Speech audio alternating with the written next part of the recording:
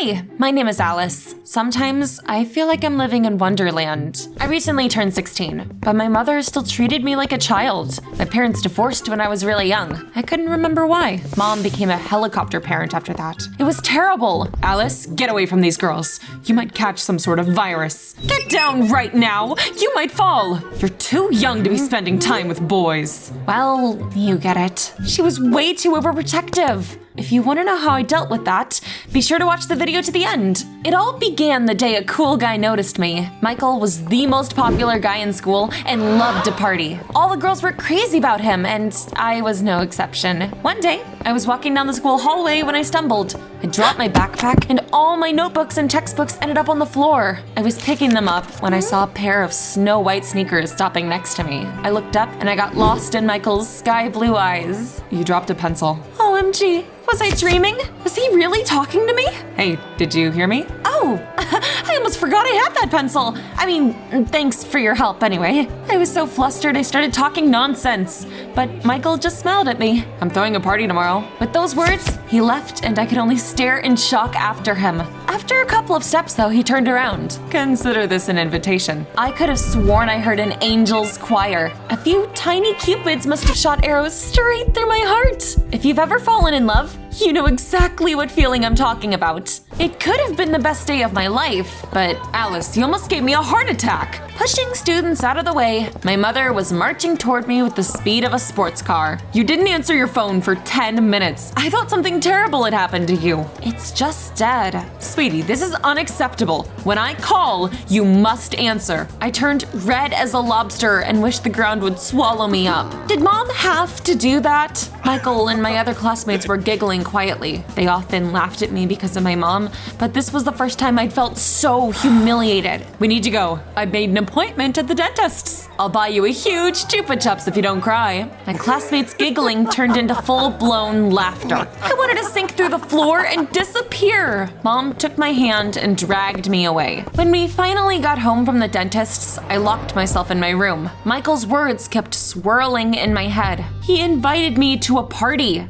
If it only hadn't been for Mom. Don't be mad, Bunny. I made your favorite pasta. I'm not hungry. You're a growing girl. You need to eat well. I screamed into my pillow, took a deep breath, opened the door, and took the pasta. After a couple of hours, I heard my mom taking a shower. That was my chance. I quietly snuck out of my room and crept towards the door. Once outside, I walked towards the riverfront. I wanted to be alone for a bit, so I sat on a bench, threw breadcrumbs to pigeons, and listened to live music. Then I saw an easel nearby.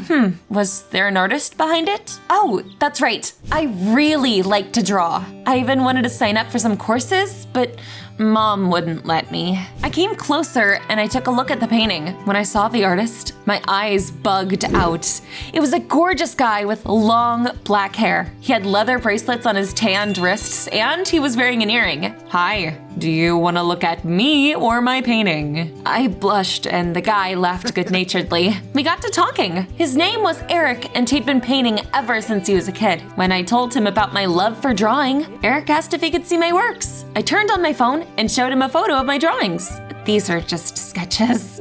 You have a talent. You should keep improving your skills. I'd love to, but Mom would never let me sign up for a drawing course. I could give you a couple lessons if you want. Of course. I agreed without hesitation. Eric soon said he'd video call me and show me some cool techniques. I was over the moon. Our talk really inspired me. On the way home, I visited an art store and bought everything that he told me to. When I left the store, an old lady suddenly came up to me. She swung her walking stick at me and I barely dodged it. It's you again. If you keep sneaking into my yard, I'll call the police. I think you're confusing me with someone else. The old lady was clearly not all there, so I hurried to leave. The next day at school, Michael invited everyone to the party again. Several of my classmates kept throwing glances at me. Alice, let us know if your mom decides to come along. We'll order pizza for her.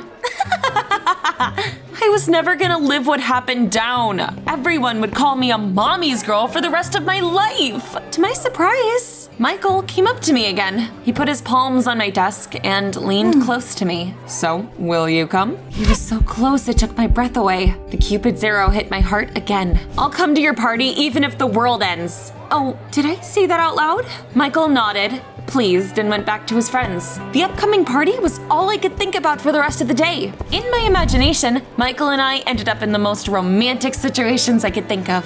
Unfortunately, as usual, the Cupid's worst enemy was my mother. She was waiting for me by the school after classes and looked pissed. Our neighbor told me she saw you with the wrong crowd. You were causing a ruckus and climbed up on her roof. I didn't do any of that. Oh, my poor heart. What did I do to deserve such a wayward child? I said I wasn't lying, but Mom wouldn't listen to me. She trusted our weird neighbor over me. I blew up and ended up getting grounded. It was so unfair. Sit here and think about what you've done. I brooded for a couple of hours, but then I got a call from Eric. Look at what I found for you. He sent me several video lessons. At first, we talked about art, and then I complained to Eric about my mom. He tried to cheer me up and eventually got me to smile. Late at night, I dressed up and did my hair. I would have loved to put on some makeup, but Mom wouldn't let me buy any. I turned off the light and got under my blanket with my clothes on. A few minutes later, Mom came into my room. She saw that I was in bed and left, quietly closing the door on her way out. I immediately jumped up out of bed and climbed out the window. My room was on the ground floor, so I got outside with no problems. Even before I'd walked into Michael's house, I heard the loud music. There were a lot of people in the yard and inside the house. My jaw dropped when I saw that huge crowd. I'd never been to such parties because of my mom,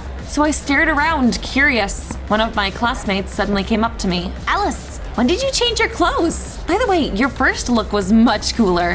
What are you talking about? Michael came up to me and handed me a cocktail. There you are, let's dance. He led me to the center of the room, and right on cue, slow music started to play. When Michael put his hands on my waist, my heart started to race. It was the first time I'd ever danced with a guy. I felt terribly clumsy and nervous. Almost immediately, I almost stumbled and fell, but Michael caught me. Hundreds of butterflies fluttered in my stomach. As soon as the dance was over, I ran outside, sat down on a swing, and covered my burning cheeks with my hands. And then I looked around, found a nest up in a tree, and returned the baby bird to it. Don't fall out again. When I walked back into the house, my classmate came up to me again. You changed again? What's up with that? Remember when I said that sometimes I felt like I was living in Wonderland? This is what I was talking about. Something weird was going on, but I couldn't figure out what it was. I stayed at the party just a little longer. I wanted to say goodbye to Michael before leaving, but he was nowhere to be found. The next morning, Michael was waiting for me by the school entrance. When I came up to him, he suddenly pulled me closer and tried to kiss me. I'd seen movie scenes like this in my mental cinema 1,000 times when I'd imagined our first romantic kiss, but I wasn't ready for it to happen in real life. Scared, I pushed Michael away. What's wrong? You kissed me yesterday. What? I only had two possible explanations for what was going on. Either I'd lost it or everyone else had. I'm sorry. I need to go. I left Michael there and ran away. Phew, jeez, what's going on? I got home and I spent the evening watching the video lessons that Eric had sent me. One of them was a lecture on anatomy. I was looking at photos of different people with different body types when Mom walked into my room. Unfortunately, it looked like I was staring at a picture of a guy. What are you doing? It's not what it looks like. I panicked and I covered the screen with my hands, but my mom was already clutching at her heart. While she was speechless, our doorbell rang. The old lady who'd snapped at me outside the art store was standing on our doorstep. She shook a piece of paper with our address on it in front of my mom's face. Your daughter dropped this while she was running out of my yard last night. I told her to get off my lawn time after time. What was she talking about? Surprisingly enough, Mom took my side. My daughter was sleeping in her room last night. I installed a camera in our yard yesterday morning. If you need proof, I can show you the footage. Wait a second, there was a camera in our yard? Oh no. Let's see it. That's it. I was done for. Mom turned on the recording, convinced I wouldn't be in it. But then she saw me sneaking out of the window and coming back late at night. There she is! I told you it was her! Mom was gasping for air like a stranded fish. Alice, how could you? The old woman demanded compensation for moral damage, and my mom forked over the money. You need to keep a closer eye on your children. From that moment on, Mom became even more controlling. I hadn't thought it was possible, but boy, was I wrong. She thought I'd fallen in with the wrong crowd and tried to control my every move. The only time I could catch a break was at school, but then Michael would follow me around there. You heard that right. He was acting weird ever since the party. One day, he came up to me in the dining room. Why are you avoiding me again? I thought we had a great time. We hung out once. Are you kidding me? It seemed like we were speaking different languages. Cupid no longer pierced my heart with his arrows. My crush on Michael was gone, and his obsessive behavior was getting on my nerves. Drawing was the only ray of light in that dark time. Aside from Eric, of course. Each evening, I would draw and call him. Mom didn't know about it. Oh, I love this drawing of yours. There's gonna be an exhibition for young artists on the riverbank soon. The authors of the best works will get scholarships at a summer art school. You've got to participate. I'm too inexperienced, though. What matters is talent, and you have that. Thank you. You're the only one who's always there for me. At that moment, Cupid got a second wind and fired a couple more arrows at my heart. Was I starting to fall for Eric? After a couple of days, I decided to skip classes and hang out with him. Eric was waiting for me in a park. When I saw him, my knees got weak. He was so handsome. We walked around and talked about everything under the sun. Eric treated me to an ice cream, and after I ate it, he suddenly stopped and stepped closer to me. He stroked my cheek with his fingertips. You missed a spot. Eric was looking at me so intensely, it made me blush. I was confused and I didn't know what to do, and then… Get away from her, you brat! Mom pushed Eric away and glared at him. I was beside myself with indignation. What are you doing? My poor girl. He's a bad influence on you. Stop talking to me like I'm still a child! It was so humiliating. What was Eric gonna think of me now? I didn't want him to see my tears, so I ran away. Mom was shouting something after me, but I didn't listen to her. I hugged myself as I trudged away. There were cars and couples in love all around me. The city was so full of life, but I felt terribly lonely. Why couldn't Mom just back off? She was ruining my life. All of a sudden, someone grabbed my shoulder and made me stop. I turned around and I saw a policeman and a woman. It's her! Oh, we finally caught her. They sat me in a police car and we took off. What's going on? I didn't do anything. Are you trying to act innocent? I took my phone out to call my mom, but they immediately snatched it out of my hands. You stole a phone? You should be thanking us for not taking you to the station. This makes no sense. You have to be mistaking me for someone else. No one was interested in my excuses. My heart was racing. About an hour later, we arrived at a small town. A car stopped next to an old building. I read the sign on it and realized it was an orphanage. The woman who brought me there turned out to be its director. Go to your room and think about your behavior, Grace. But I'm not Grace. Not another word. I've had enough of your antics. She pushed me into a room and locked the door. I'd never been so terrified in my life. I looked around and noticed something that made my blood run cold. I slowly walked over to the table and picked up the photo that was sitting on it. No, it's impossible. It was a photo of a smiling girl. We looked like 2 drops of water. What the heck was going on? I heard the door creak, turned around and bumped into the girl from the photo. It was so freaking weird. I felt like I was staring into a mirror, except my reflection looked way too cocky. Don't scream. I'll explain everything. Grace told me a story that was almost impossible to believe. It turned out she was my sister. When we were 3 years old, our parents took us on a picnic. They looked away for just a second, and Grace ran away and got lost in the woods. Later, her shoe was found on the riverbank. Everyone thought she'd died. Our parents blamed each other, and soon they divorced. I was all that my mom had left. That's why she was so overprotective of me. I ended up in this orphanage. I was so young back then, I forgot I'd had a family. But recently, I went on a field trip to your city. Our dad saw me there and mistook me for you. That's how I found out the truth. He wasn't all that eager to take me home. You know, he has a new family now.